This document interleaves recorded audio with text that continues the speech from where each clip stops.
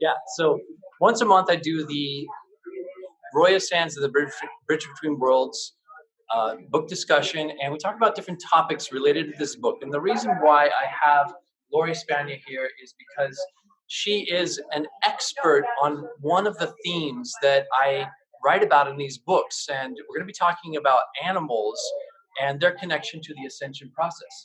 Yeah, so I love that topic. Yeah, so there's actually a place in the book where the main character Roya has a very powerful connection with a certain group of animals that bring consciousness in to help protect her, guide her, activate her abilities, because there's some extraordinary connections between the gifts of the animals and the gifts that are coming online in our consciousness. And I thought, who better to elaborate on that subject than Lori, because this is one of her areas of expertise. So tell us a little bit about like your connection to the animals and where that comes from. Well, thank you for that. Thank you for having me. Well, so the animals actually are storing up consciousness that we're being able to learn from. So the thing is, we in our human reality, most of the times we project or believe that animals are not as advanced as us, or that somehow they're not as smart as us, or they're inferior in some way, or that they're inferior. But it's because actually we projected our egoic identity onto them, and we did not understand with clarity that that's actually not true at all. So our brain in our third dimensional reality in the regular everyday life is that we're using primarily just our left analytical brain, and we're using primarily only two brain waves. And primarily 2 to 3 brain waves, a beta, which is active and alert, and a delta during sleep time.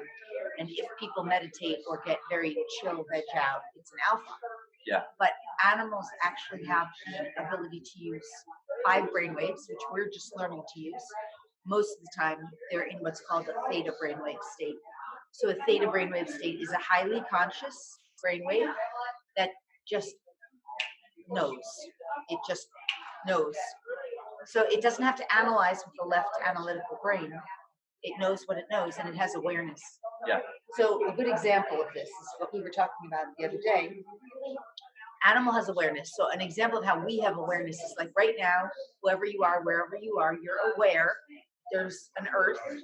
You're aware that there's a country called the United States. You're aware that there's men and women. You're aware of all kinds of things that you're not consciously thinking of all the time. And so in that awareness, you don't have to think about it, you don't have to analyze it. In fact, most of the time you're not thinking about it at all.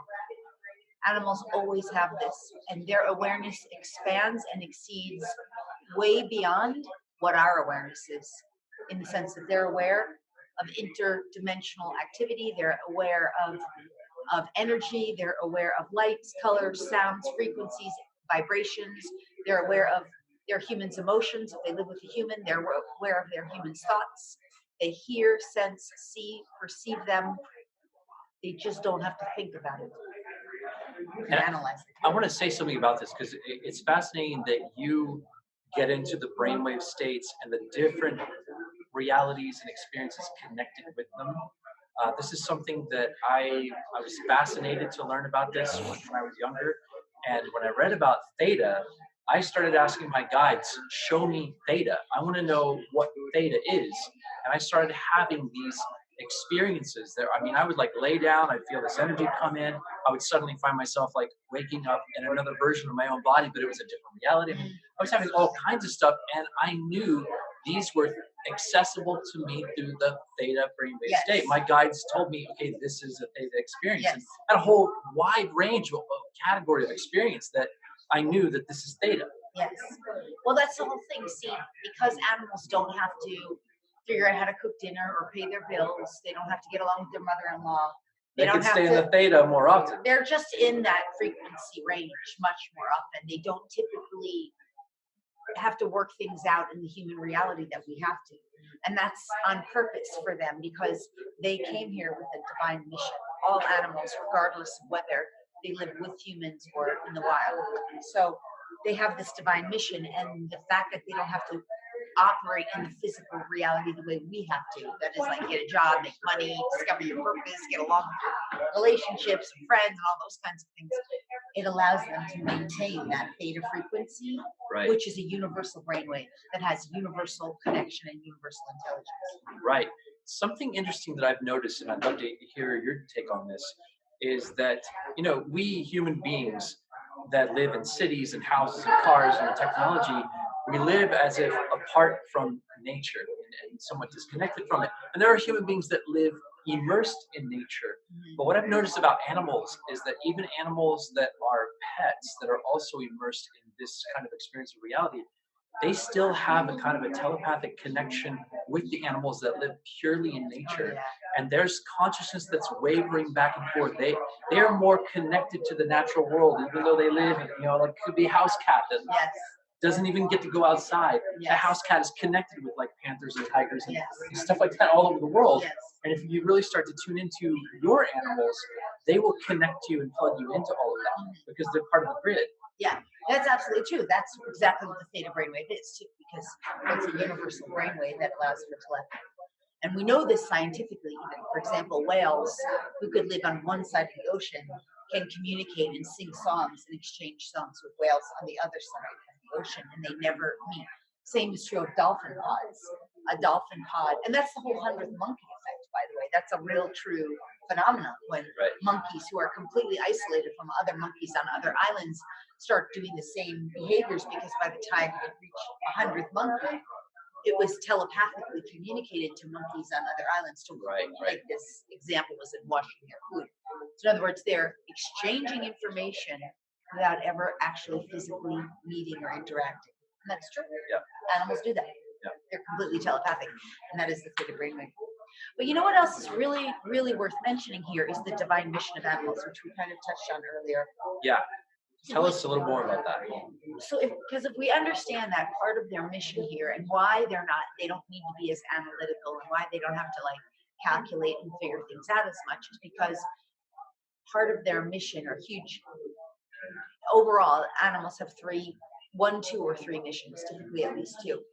One of which is to have a human or an animal experience, a physical experience. So, okay, they're just like we are. They're having a physical experience in a physical body, and they may identify as an individualized being in this body, whether they refer to themselves as in a knowing way, like, oh, I'm a dog. I'm known as what's called the dog, or I'm known as what's an elephant. They identify, I'm in this physical body that looks and appears like this and does these things, having this physical experience. That's one. But the other two are even more, I think, significant. And one of those is to, especially if they live with a human, is to help their human to heal and resolve whatever's going on in the human's life. And even if they don't live with the human, they're still a healer, and that is to help some area of the earth heal. So, for example, whales and dolphins heal the waters. Their vibration, their song, their echolocation, their clicks, all of that is raising the frequency of the water. Elephants are known as having a divine mission to take care of them, hold records. That's part of their divine mission for all of humanity. Anyway, all different animals have a mission to heal and resolve things for humans. And we can study that more.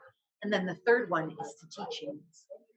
So if they live with the human, animals are always teaching their humans, whether the human knows it or not. For example, if an animal gets lost who lives with the human, it's typically about teaching the human either how to be more responsible or how to be more conscious. Sometimes the animal has perceived that if they get lost, their human will learn to be a little more conscious about their thinking, because in a lot of cases, if an animal was lost, the human was thinking, oh, I need to unburden myself. I have too much on me. So the animal says, okay, I'll unburden this human and help them learn about they were feeling burdened, and they created this experience with us. Yeah, I have an interesting story about that. Yeah, because, I don't have children of my own yet, but that's one of the profound ways that we transform and heal and grow and learn is through being a parent. And one of the things that I remember about when I have my cat is my cat got lost once, and it brought me into my heart in a way that it was as if I had lost a child, and it did something to connect me into the consciousness of my heart that was so profound. And when that animal came back, and I had to work with it to heal it because they really gotten into some trouble, Yes. that also was a very deep clearing experience of going into the heart and the compassion to work with that being in that way. Yes. So this is really important to understand since we're on lost animals. I'll say this, but just to wrap that part up, because these are the three key divine missions of animals. Is that one is to have an experience, one is to be a healer to their human, because they're like empaths. They feel and sense everything. They absorb what's going on in the human's world energetically to help the human, and then they teach humans. That's what they do. But just on the lost animal topic, the way that I learned that particular information about lost animals is that I was moving. I was relocating back at the time. I was relocating back from Maui to Los Angeles after having lived in Maui for 2 years. And I had 2 dogs. And a lot of apartment buildings were kind of like telling me no for 2 dogs. And one of my thoughts was, well, if only I had 1 dog, it would be so much easier. And within that hour of thinking that, because I was apartment searching, I had 2 dogs at a friend's house where I was staying while I was looking for an apartment. One of my dogs ran out the door and ran around. My friend frantically called me and said, Kiko just got lost. And I because I'm conscious enough, I realized that was my thought.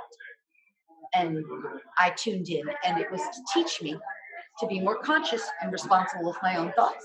Right. Because I was at such a heightened state that I could, in a moment, create my reality like that. Yeah. It was never that she wasn't meant to come back to me, because as soon as I realized, I did a relocation process, a reconnection, similar story in a way.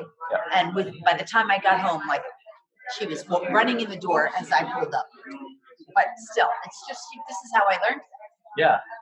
I want to toss something out because we're just chatting, spur of the moment, whatever comes through, and I want to share something and see what your feedback is about this, because some of my guides, not all that long ago, I want to say it was about a year or so ago, came in with some really interesting information. I had an experience where I was camping.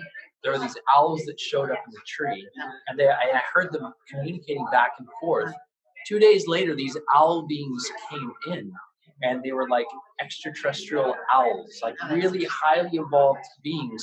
And they were talking about how the animals have been stewarding some of our gifts. And, to make it simple, I mean, there's all kinds of gifts, but let's just say we're talking about psychic gifts. That the animals have some of these gifts, and basically the last time humanity was really conscious, before the great destruction of Atlantis, we were more in touch with certain kinds of gifts, but because we were going to go on this journey of separation and lose touch with all of it, some of that consciousness was transferred to the animals. Yes. And they agreed to sort of steward or hold some of these spiritual gifts and forms of sacred knowledge until such time as we were ready to claim those things back. Yes. But the key to claiming them back is moving into equality with the animals, Yes. moving out of the superiority consciousnness, moving into Yes. wholeness with them, so that we're actually all meeting each other as equals. And that is what allows the transference to come back. So what does that bring up for you, or what can you add to that? I mean, I completely agree, and I absolutely agree. And in fact, we mentioned elephants earlier. So elephants, in their big brains, this is true of whales too, they hold what's known as the Akashic records, which are records of history. And one of the things that elephants taught me is that when you communicate with elephants in an equal way, they will share with you true records of history of Earth and truths about our history of linear time that we haven't been aware of, that we don't know. And one of the things, like so many animals will say, is an animal will never lie to you. And that's why part of their role is to store up truths for us, because we lost those truths in our unconsciousness and separation. So, for example, that's one of the things they're holding for us. Owls are notorious for wisdom and spiritual gifts of knowledge and wisdom. So it's interesting that you mentioned the owls, because they have a connection. They teach about higher wisdom and higher consciousness and psychic gifts and accessing more of that and the unknown hidden realms. Right. So those are some of the gifts of owls.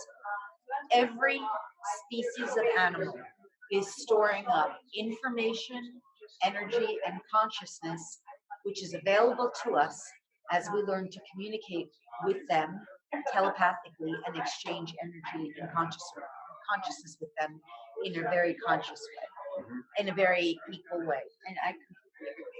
Yeah. So another piece of information has been coming in, interestingly, from the owls, because I've been chatting with these beings now off and on, and they have actually been coming in to bring through teachings for this whole book series. And they've been talking about the new grid of consciousness that it's being created through the angelic realms. There's an angelic source to this, but this new grid of consciousness for the ascension of the planet is being created in part through our nervous systems as human beings, but there's another aspect of it that's being created through the animals and through their nervous systems. And it's almost like two different aspects of one grid, like two different grids that need to come together into integration.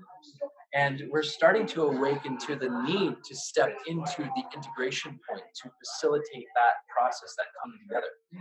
So what else do you feel about the role that the animals have to play in the ascension process collectively? Yeah. Well, in terms of the ascension process, what they're part of the role is what we just have been talking about, just helping humans to activate more of our dormant consciousness. Part of their role is also, I mean, when you talk about the grid and animal grid, all animals are assigned to different geographical areas on the planet. So that's a huge part of their grid activation, their role in the grid activation specifically. So in other words, if you look at, let's go to lions, okay, for example, or the wild felines, who are lions, and some of those wild felines in Africa, they're really anchoring in stronger leadership and communion and community, pack, pride, tribe mentality. Well, pack is more canines, but pride mentality. Why? Because that's such an important anchor for that geographical area. True leadership. It's relevant to that area, to the history of that area and the future success of that geographical area.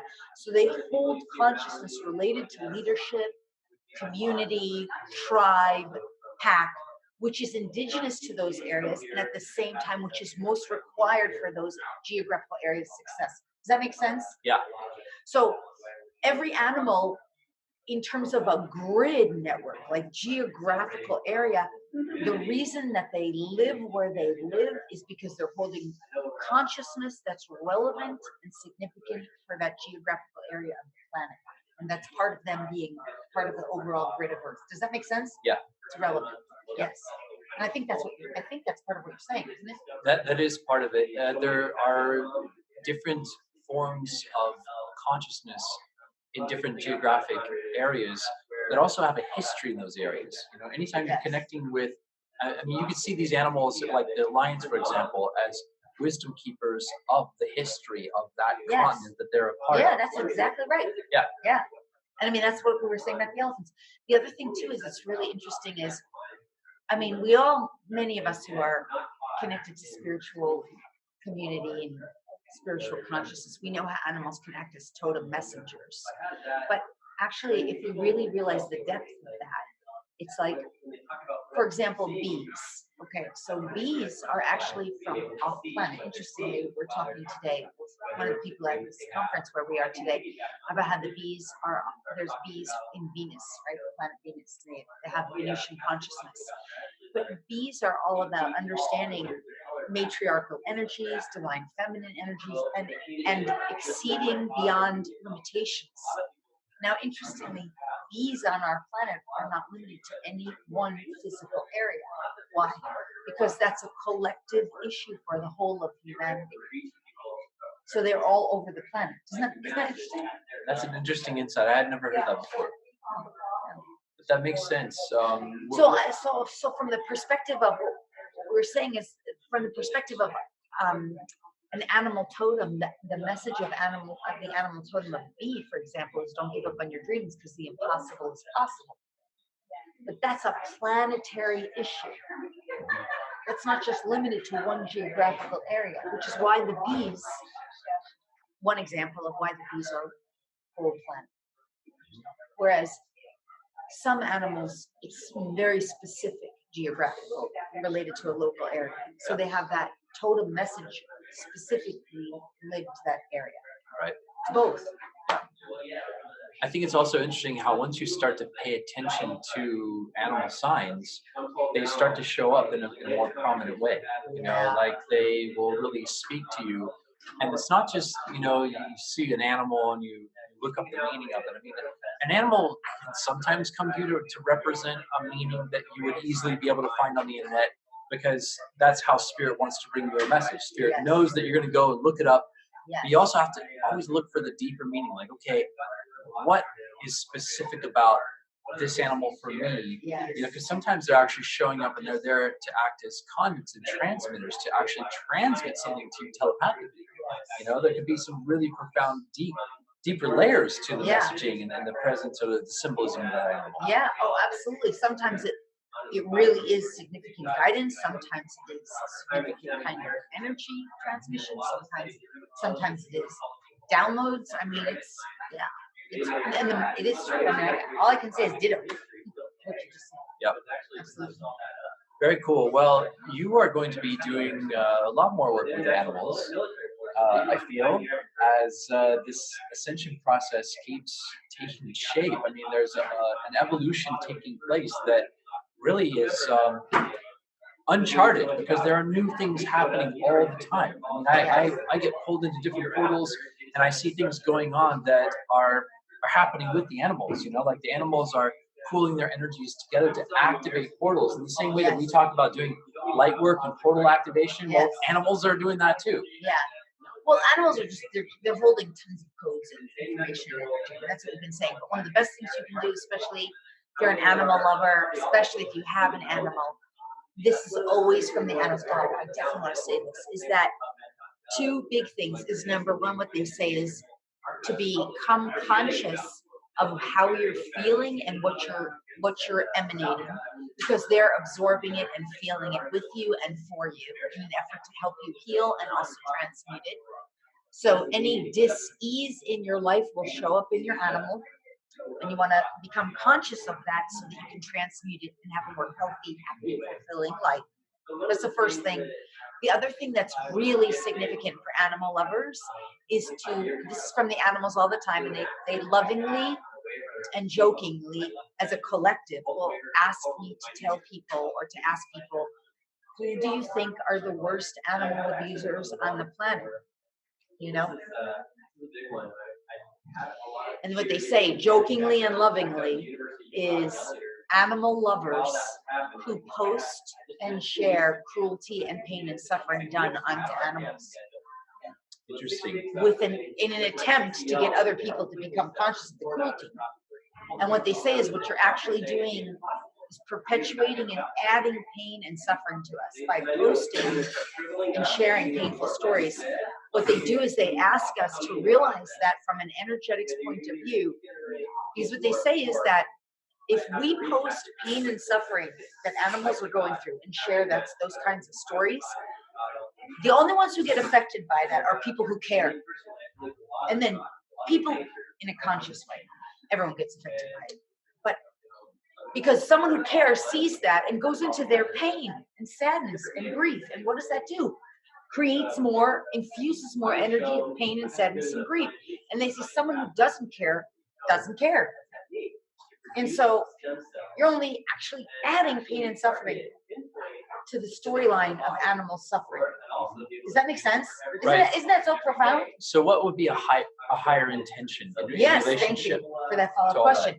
What they ask us to do is to post more and more stories and share more and more good news for animals. For example, one of the things that's posted or printed on many cheese and milk, dairy labels is no significant difference has been found in cows treated by RBHT and cows not treated by RBHT. Well, this is a lie, complete lie and fabrication. In fact, it is a significant difference, even especially to the animals themselves. It's influencing them in a harmful and detrimental way to have artificial growth hormones stuck into them, for example. So what they say is, Share stories about how happy you are to be buying healthy food free from hormones. Yeah, okay. They're also saying, share how happy you are to be. I mean, like cows, they say, if you're going to eat us, at least treat us well while we're alive. Don't stick us with fake hormones and let us be free range. Right. So share how happy and grateful you are that there's free range food. And chickens say the same thing. You know, if you're going to take our eggs, we're happy to share our eggs, but please have our eggs unfertilized and let us be not only cage free, but free range, because there's a difference between cage free and free range. Right. So share how happy you are and how joyful you are that there's more and more chickens who are free range. Right. That's what they're saying. Share the good news. Share, like whales. Whales in Tonga are now given citizenship in Tonga. They are treated as equal to human citizens. Isn't that amazing? In Tonga. Now share that. They say share all these fabulous good news stories for animals rather than sharing pain, sadness, suffering, and grief of animals, because that's not really helpful. Yeah. And same thing, by the way. Yeah. I'm rambling on this, but it's the same thing is true. It's like, it doesn't mean we're not aware. We're not in a state of denial. We still process, heal, clear, and resolve the sadness and the grief issues. Right. But we focus and share and expand what we desire. Yeah, I like the focus on the positive. What's interesting about what you're saying is that, you know, you've actually kind of checked in with the animal consciousness as to how they feel about these different things, about how they're represented in the media. I have another story. It's a little bit different than this, but it still parallels in terms of like getting the animal perspective. There was a science fiction movie that I saw some years ago, and I think it was called Monsters or something like that. Monsters Inc. No, not Monsters Inc. This was just called Monsters. I don't remember, but it was about an alien invasion of, they were cephalopod or basically octopus type huge giant beings that had sort of arrived and were in the Gulf of Mexico, and there were like areas that you couldn't even get into because they would come onto the land. They destroyed cities, and so it was about these people that were trying to get to the United States or something, or they're trying to get through this territory that had been quarantined because of the infestation of these giant monster-like octopus beings. So anyways, I watched this, and I wasn't even thinking about, I mean, I had a connection with octopi and cuttlefish and those types of beings because they're some of the most intelligent beings on the planet, and they represent other worlds where they are the guardian species on other worlds. You know, so there are highly advanced beings that are in that cephalopod form that are connected to the cephalopods on Earth. Well, so after I watched this film, I went to sleep, and the consciousness of all of the squid and octopi and cuttlefishes and those beings collectively spoke to me, and they basically said, if you only knew that with all of, for you to represent us as monsters to you, how extremely reversed it truly is, because you're the ones that have these trawlers that are just scraping the ocean floor trying to scrape up, you know, a cuttlefish or squid to serve up in your restaurants. You are actually the monsters in the story. You know, you're the ones that are just, you know, harvesting us for food, and yet you make movies about this concept of us being the monsters. I mean, how flipped it really is. Yes. So, but it was interesting to get their take on something in our media, you know, the idea that animals could speak to us about that, that could give us commentary about that. That was fascinating. It really is fascinating. We have so much to learn and expand in terms of our consciousness and our perspective. One time I was sitting on this, dock, and there were like fish right at, in the water on the edge, and I just connected with them telepathically, and I was just like, in my la-di-da-di world, like, what's it like to be underneath all that water? And the fish immediately I got, well, what's it like to be above all that water? Like, like I guess I never really thought about that from your perspective. I mean, it's the same thing. It's like they were just saying that we have the same perspective in a different way, like in a reverse way. Like, what, you think it's so weird under here? It's like what the same thing it What's is it to like be for on you? your side, right? Yeah. And we just don't always consider other beings' perspectives in our reality and the reality we're waking up from. We're so conditioned to believe and perceive our own perspective.